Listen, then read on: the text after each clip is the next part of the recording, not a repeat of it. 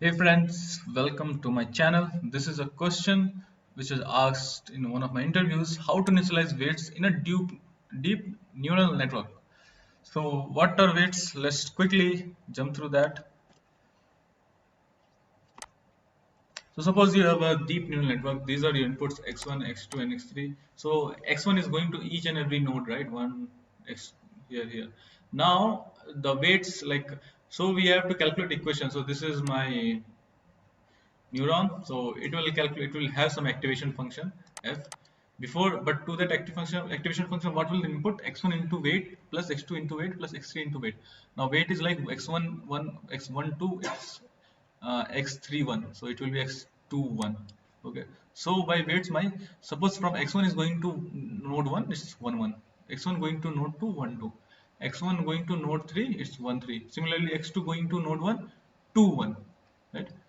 Which is 1 1 1 2 1 3. Then for this one it will be 2 1 2 2 2 3, like that. So there are so many weights. Okay, here also we have weights. So all these weights only are the trainable parameters, right? We need to train these weights properly, but we have this equation SGD. We will use it, and we will but we need to have an initial point, right, from where we will start these weights. Based on that, this updation will happen, back propagation, everything that it will differentiation will happen, back propagation. This is output. Okay, from here the weights, the things will back propagate and the weights will be updated. But the question is how to initialize the weights. What are the proper ways? Okay, we will come to that point. Let's hide it.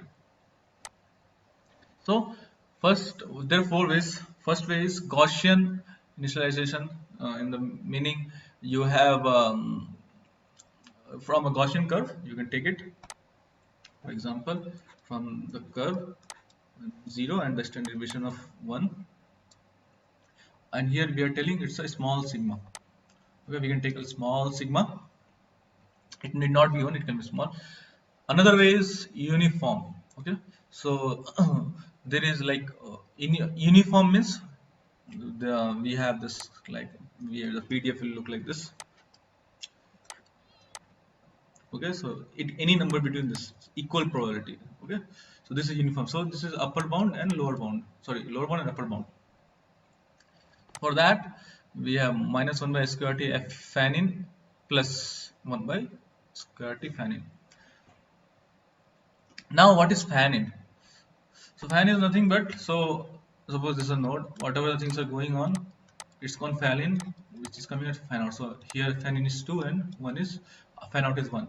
So if we add 1, so for take a particular neuron, so here the fan in is 3, fan out is 2, right? So that's the concept. Now there is one more called Xavier Clairaut. It's good for sigmoid. Again, there are two ways: normal and uniform. Okay, in the normal, the the sigma of the normal curves is s square t 1 by, so this is, these two are together, okay, in the bracket. Similarly, for uniform, the range is s square t, this one s square t 6 by, I'm not going to tell the whole formula. So you need not memorize the whole. You should know to have a concept how the things are fan in, fan out. This concept. If you are able to tell these things and you are able to tell this name Xavier and Hey, these are enough. Gaussian, uniform. There's a more than enough. Hey is like, it's good for ReLU. Okay, so Xavier Gallot is good for sigmoid. This uniform was also good for sigmoid. Hey is good for ReLU. Again, two ways. One is normal. From a normal distribution, take the initial weights. Okay, and again, it is uniform in the sense, the range is upper bound and lower bound, 6 by fan in square root. Okay, so whenever the fan in, fan out concept comes, it's related to a neuron, right? So the sigma in this case is 2 by fan in for that particular neuron. So whatever the weights associated with that neuron should be initialized from this distribution. Okay, a few things, certain things we should not do in this scenario is, we should not initialize same weights for all the neurons. For all the weights should not be same. Otherwise, there will be no gradient updates being happening. Along with that, the thing is, let me explain it. So if suppose you have this neurons, right? Okay, so suppose all the weights are initialized same, right? So all this neuron, this one, because these are also getting the same input, multiplied with the same weights. So these three nodes will be giving your same output. If the function is same in all the three, suppose sigmoid, output will be same, right? So there is no learning happening. So these three, and learning in the sense when there is back propagation, the same updates will be happening to all the weights. So there is no learning at all happening.